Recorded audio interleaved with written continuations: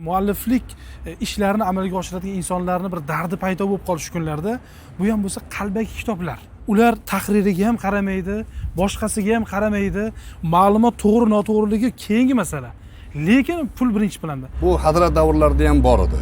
Hazrat rahimahullohning kitoblari ommalashib, hamma olishni boshlaganda ba'zi shunaqangi ko'rsan deymiz, o'g'rilar kitobni o'g'irlab, sifatsiz shaklga bostirib, arzon narsa sotib, shuni qilishni boshladi. Keyin ularga nasihat qilindi. Noto'g'ri qilyapsizlar bu ishni deyilsa, ular nima dedi? Biz dedi dinga xizmat qilyapmiz deyishdi. Shunda ularga Hazrat aytdilarki, biz nima qilyapmiz dedilar.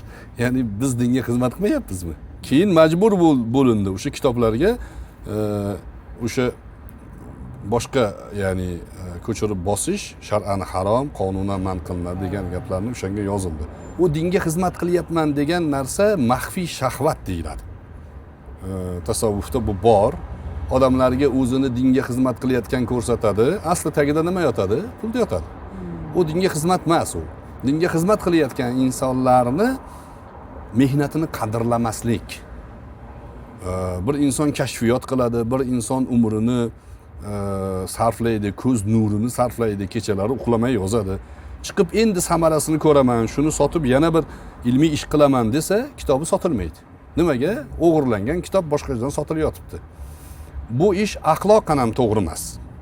Endi bugungi kunda biz dunyo maydonida tanilayotgan davlatlar sirasiga kirib boryapmiz. Qonuniy asosda bularning chorasini ko'rish kerak.